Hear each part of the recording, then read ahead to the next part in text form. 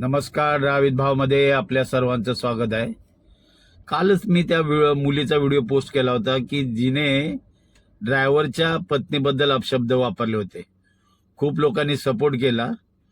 मी तिच्यावर कायदेशीर कारवाई करायसाठी कुर्ल्याला गेलो होतो आणि तिचा एक माफीनामा पण होता. पण तो माफीनामा तिचा असा होता, तो तुम्ही इथे बघू शकता. छोटीशीच क्लिप आहे तिची. पहिला हा व्हिडिओ बघा, नंतर आपण बोलू. तर परवाच्या दिवशी मी गडी आणि गाडी हा विषय या विषयावर व्हिडिओ बनवला होता. तर त्या व्हिडिओमुळे माझ्या काही ड्रायव्हर भावांना, ड्रायव्हर बांधवांना जर त्यांच्या मनाला दुःख पोहोचलं असेल, दुःख झालं असेल, त्यांच्या भावना कुठेतरी दुखावल्या गेल्या असेल, तर त्यांना मी हात जोडून माफी मागते. ही माझ्या करणारी एक महिला आहेत, वनिता वाघमारे. त्यांची पोलीस स्टेशन मध्ये चांगले म्हणजे ओळख आहे. त्यांच्याशी सल्लामसलत करायची होती मला, पण सध्या 15 तारखेला मुंबईमध्ये निवडणुका आलेत, त्याच्यामुळं तिकडं खूप धावपळ आहे. तर त्या काय भेटल्याच नाहीत आपल्याला, त्या गेलेत कुठे बाहेर गावी.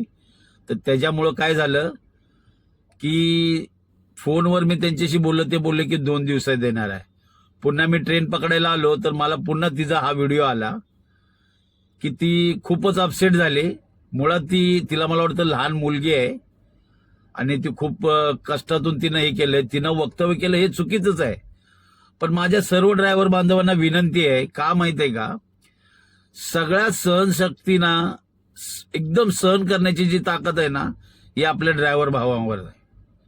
बघा तुम्ही, ट्रॅफिक असो, पाऊस असो, कित्येक तास ते गाडीमध्ये उभे असतात, गाडीत बसलेले असतात. कुठलाही ड्रायव्हर घ्या, पण कधी त्यांचं ना म्हणजे माइंड एकदम सेट असतं. कधी ते त्रागा करणार नाहीत, काय नाही. इतकी संवेदना, म्हणजे त्यांना सहनशक्तीची इतकी ताकद दिलेली आहे. 15-15 दिवस, महिना, 2 महिने मुलाबाळापासून लांब असतात. सगळ्या गोष्टीची त्यांच्याची कमतरता असते. मुलांचं सुख, परिवाराचं सुख, सगळ्या गोष्टीपासून ते लांब असतात. पण ही सहनशक्ती त्यांच्यात दिली, एक वर्षाचीच म्हणा, त्याच्यावर कृपा आहे ड्रायव्हरवर. तर माझं मत आहे, सगळ्यांनी तिला माफ करून द्या. मी पण कारवाईसाठी सज्ज झालो होतो आणि गेलो पण होतो. पण तिचा हा पुन्हा व्हिडिओ आला आणि मी हा तिचा पुन्हा व्हिडिओ बघा, नंतर आपण बोलू. त्या एका चिमुकलीचा सांभाळ करण्यासाठी आजपर्यंत लढत आलेली मी. आजपर्यंत लोक इतक्या घाणेरड्या कमेंट करते, इतके घाणेरडे व्हिडिओ टाकत आहे. नका रे टाकू. आणि तुम्हाला मला ट्रोल करायचंय ना, तर त्या ट्रोल करणाऱ्या सर्वांना मी सांगू इच्छिते की भावांनो, जर या 1-2 दिवसात जर मी स्वतःला काही केलं, ठीक आहे, तर ह्याचे सर्वस्वी जबाबदार फक्त आणि फक्त तुम्ही राहाल. कारण मी माफी मागून बघितली. तुम्हाला चुकलं होतं ना माझं, मी माफी मागितली.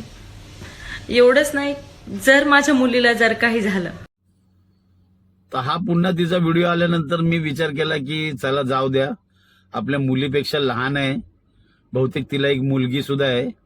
त्याच्यामुळे मी विचार केला की माझ्या सर्व ड्रायव्हर बांधवांना विनंती आहे, मध्ये छत्रपती संभाजीनगरला असंच एका मुलांनी लघुशंका केली होती.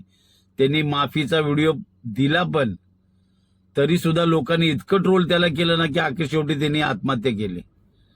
तर आपल्या सर्व ड्रायव्हर भावांना माझी विनंती आहे, आपली जर ज्येष्ठ असतील त्यांनी आपल्या मुलीप्रमाणे, जर माझ्या वयापेक्षा लहान असतील आपल्या बहिणीप्रमाणे तिला माफ करा आणि जाऊन द्या. माझं मत आहे, जाऊ द्या.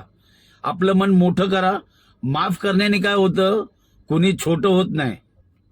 त्यामुळं माझं तर मत आहे, सर्व ड्रायव्हर भावांनी तिला माफ करावं आणि ह्याच्या पुढे कुठल्याही ड्रायव्हर भावांनी तिच्याबद्दल आक्षेपार्ह व्हिडिओ बनवू नका, शिव्या देऊ नका, की जेणेकरून तिला तिच्या काहीतरी आयुष्याचं ती बरं वाईट करील.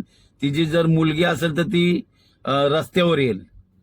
त्याच्यापेक्षा सर्व ड्रायव्हर भावांनी आपलं मोठं मन दाखवा आणि तिला एक प्रकारे माफ करा आणि तिला सोडून द्या. मी स्वतः करायला जाणार होतो कारवाईसाठी, पण तो व्हिडिओ मला दिसला देव आणि मला माझ्या मनात कुठेतरी थोडंसं एक खराब वाटलं. आपल्याकडे छत्रपतीची शिकवण आहे की महिलांचा आदर करा. तर माझं मत आहे सर्व ड्रायव्हर भावांना विनंती आहे, तिला माफ करा आणि सोडून द्या, की तिला तिची चुकी कळाली आहे. याच्यापुढे ती असं करणार नाही. याच्यापुढे ती काळजी करेल की व्हिडिओ कसा बनवायचा. तुम्हाला काय वाटतं ह्या व्हिडिओबद्दल नक्की कमेंटमध्ये सांगा.